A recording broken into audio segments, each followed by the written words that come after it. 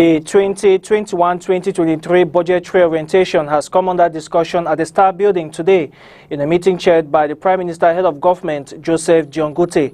Government's priority areas include the fight against COVID-19, the execution, the reconstruction of the Northwest and Southwest regions, as well as the organization of major sports tournaments in the country. We shall be having details in this newscast.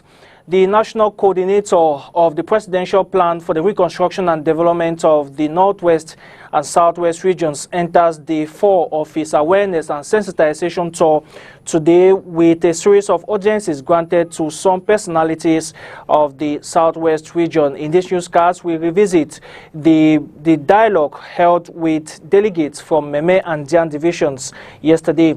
And the Cameroon Journalist Trade Union creates an Ethics and Deontology Committee to promote good journalism practice in the country. The president of the trade union, Denis Kwebu, will be telling us more in this newscast. Those are top stories.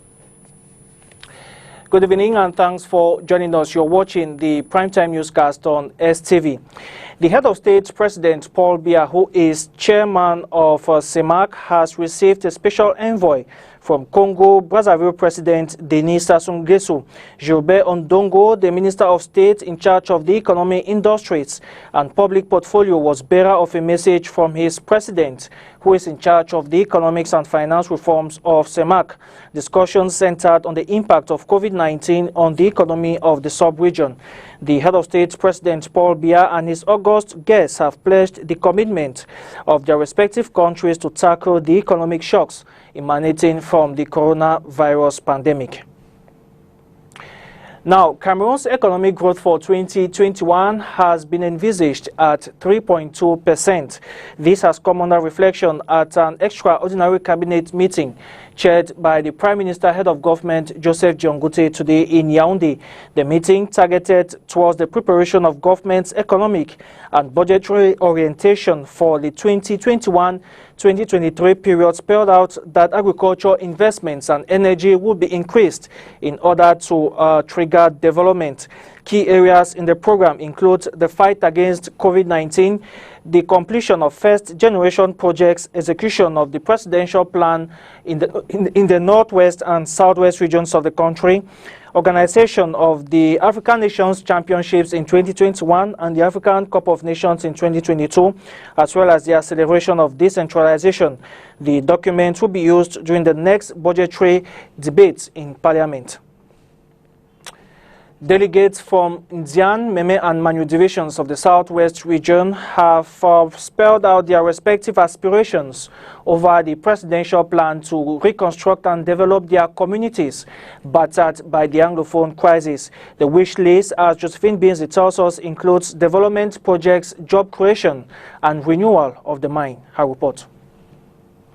Of the Bafors Fund, Mukete, the Fourth Ekoko, and other representatives of the Meme division have been able to table their difficulties to the Reconstruction Committee to strike a balance with government proposals and the expectations of the people.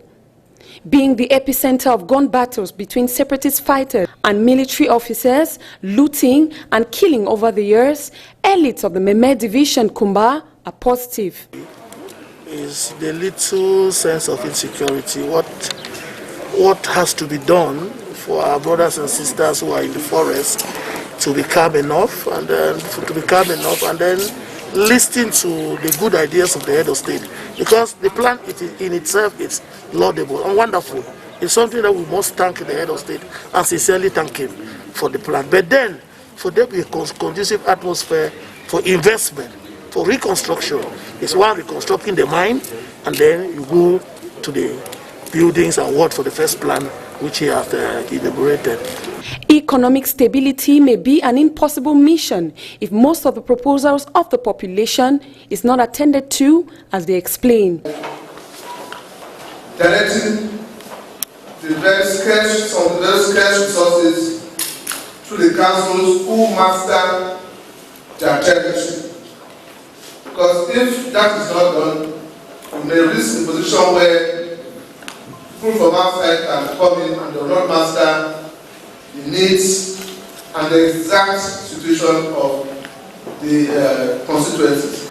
Combatants are in earnest expectation on the outcome of the consultation. The boys in the forest, they are there, they listen to us, they know we are here, and they are waiting to know what is the outcome, what is the plan that the government has for them. But I think I am sending a message to them equally that we have not forgotten that what took them to the forest is what we are fighting that the government should do so that they can once more have confidence in the state. Completing the mission report and restituting meeting with other members of the Regional Follow-up Committee is the sole phase left out to be accomplished by Minister Paul Tassong as his tour comes to an end tomorrow. The Paramount Chief of the Now, delegates from Manual Division in the Southwest region have called on government to raise Acquire subdivision to a division. According to them, this will improve government's presence in the area and wipe out separatist activities in the subdivision, which has over 99 villages, one of the biggest in the country. Now, at the end of the consultation with delegates yesterday, we caught up with the senior divisional officer for Ndian Division, who has specified that the division is in dire need of development. Lores Fowang, in the following interview, wants government to focus on the provision of roads, electricity, as well as telephone services.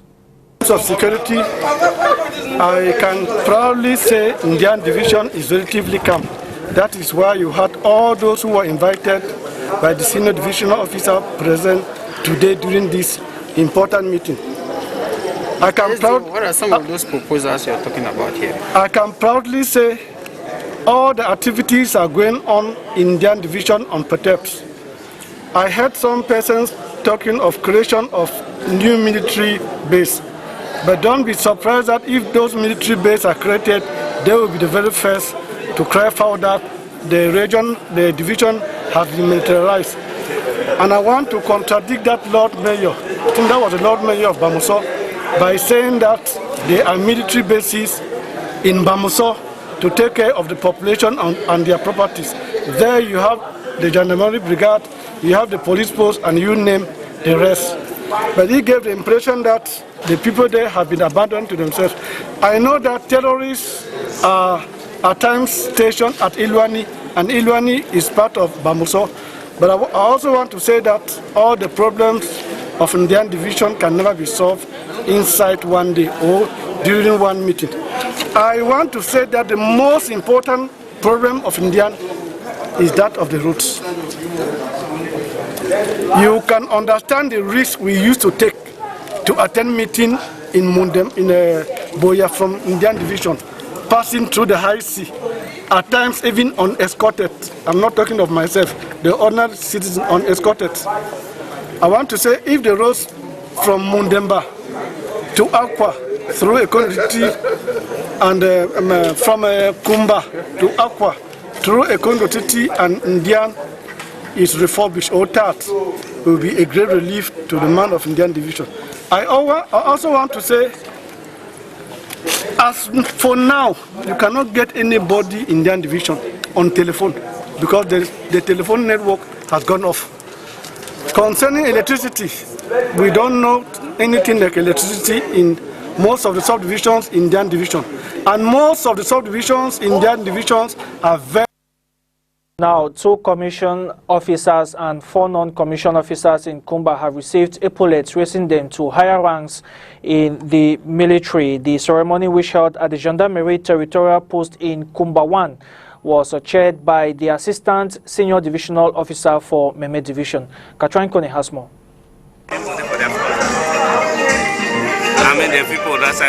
Looking at the military calendar of the year 2020, it is a time when some meritorious servicemen of the defense forces are promoted to higher ranks, in recognition to their services rendered to the state over the years.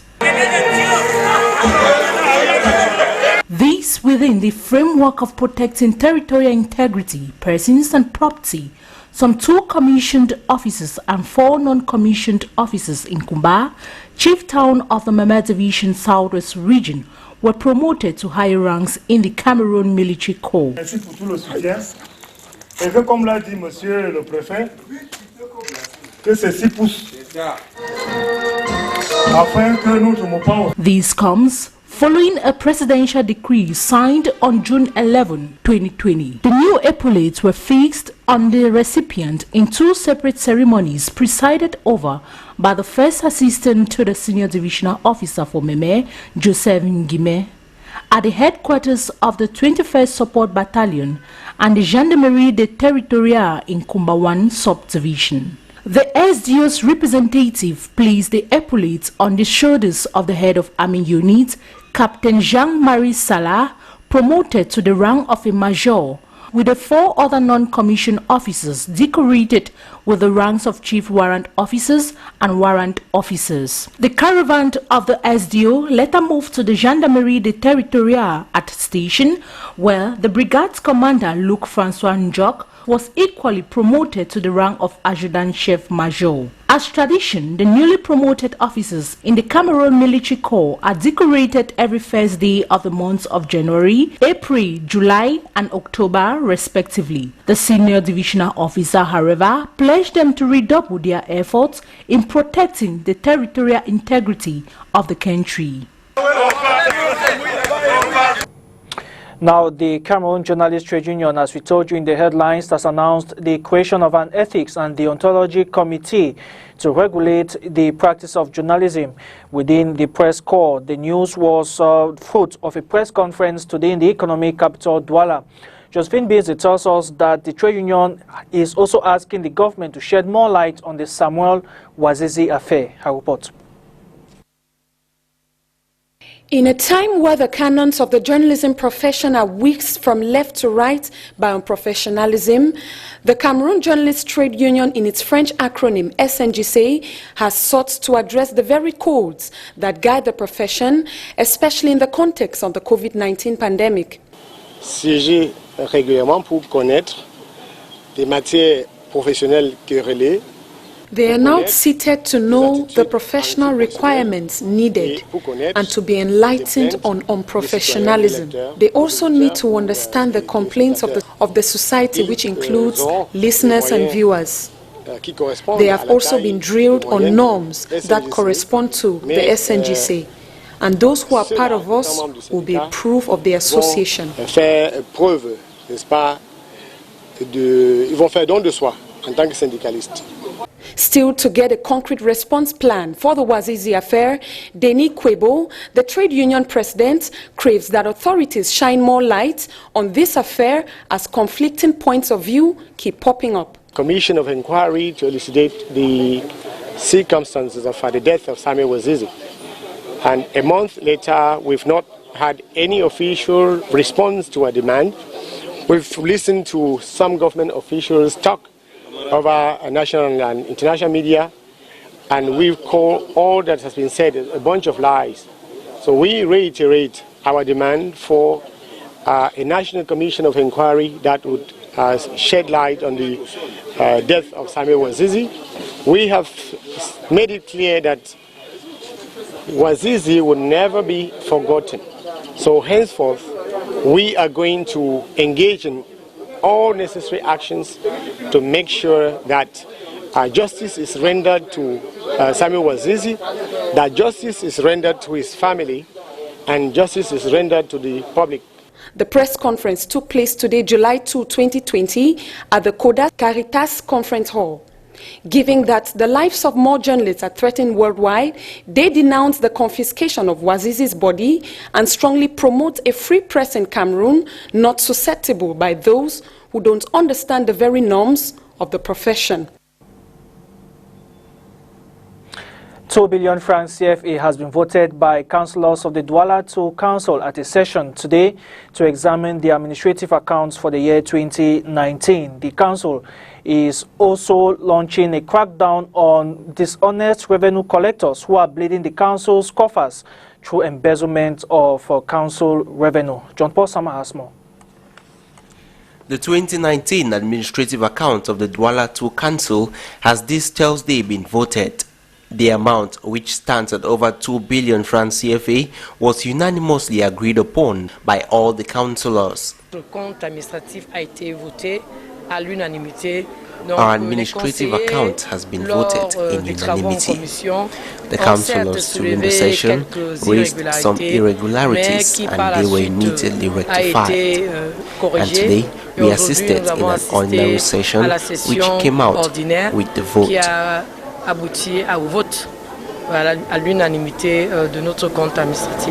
The mayor of the Douala 2 municipality also used this occasion to highlight some of the problems they have been encountering, which drains money from pushing up the council's income, one of them being the management of market taxes. If the local councils don't have a mastery of the markets in their area, they are bound to lose a lot of income. Market large sellers who are subjected to several taxes. And when we can't say who is doing what in the market, it is difficult for us to come up with a taxpayer's file like the councillors demanded.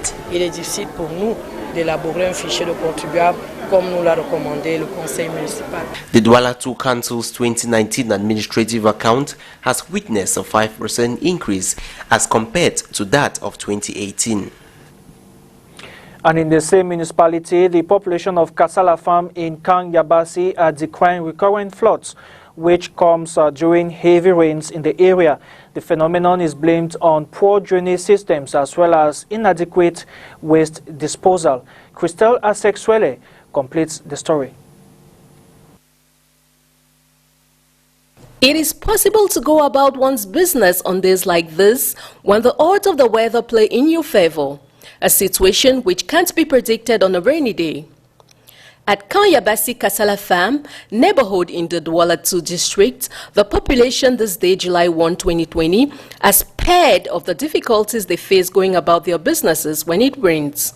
Here, the population is plunked inside water, wet feet, flooded houses, which sometimes destroys valuable materials and makes movements almost impossible. It's the experience of the people of this neighborhood when the rains come down pouring. This, they say, is caused by the poor construction of the drainage systems. When rain is falling, the place will be full. Water will enter the house. We will not have any way. The whole place will be full of water. I've walked where, but it's just that the place is small. They did not make it open. It's small. It cannot carry all the water and go since the quartier is too big for the gutter. The inhabitants, despite these difficulties, however, appreciate the efforts of the Douala City Council for keeping them safe, at least with the constructed drainage, despite its bad construction.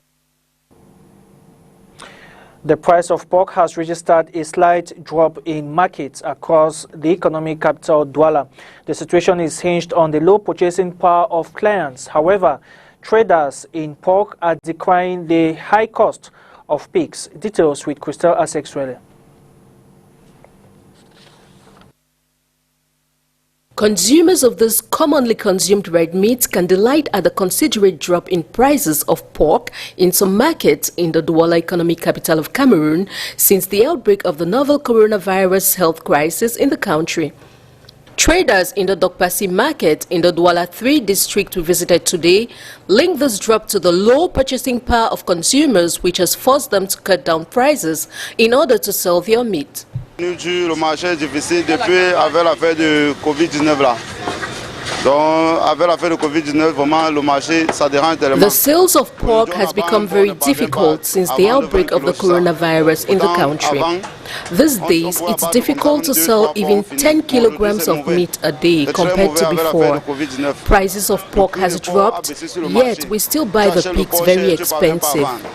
Today, a kilogram of pork sells at 2,000 francs instead of 2,500 francs, the initial price. Le marché est mauvais. Et un kilo de porc, c'est 2 000. Aujourd'hui, on laisse le kilo à 2 000 francs. Pourtant, le kilo, c'est 2 500, le kilo de porc. While consumers are elated over the drop in prices of this meat, it remains an ordeal for the traders who find it difficult to cut through with this drop in prices as they purchase the pigs expensive. The fact that most of the pigs sold in this market are purchased from the West region based on their pig quality makes it even more difficult.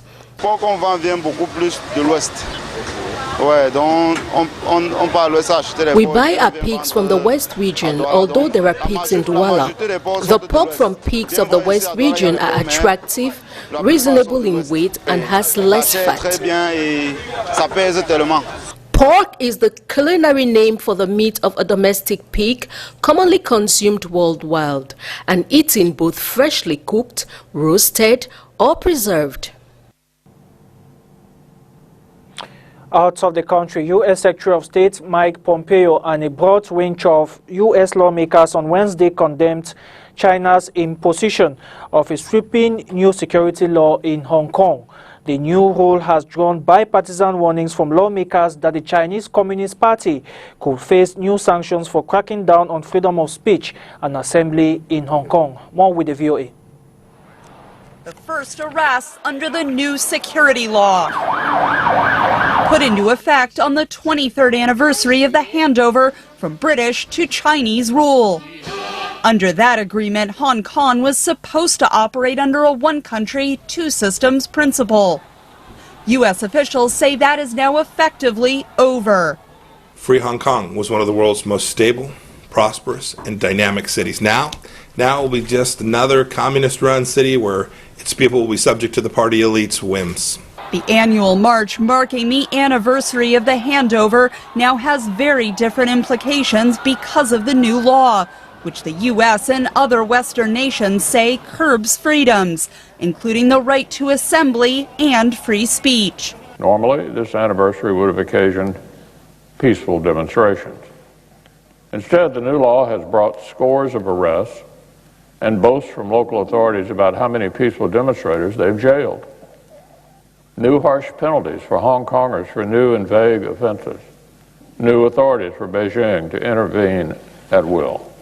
Ambiguities in the law, which was passed in secret without the input from Hong Kong authorities, concerns U.S. lawmakers. Is it retroactive? Do they go back to any flying of flags or making of statements?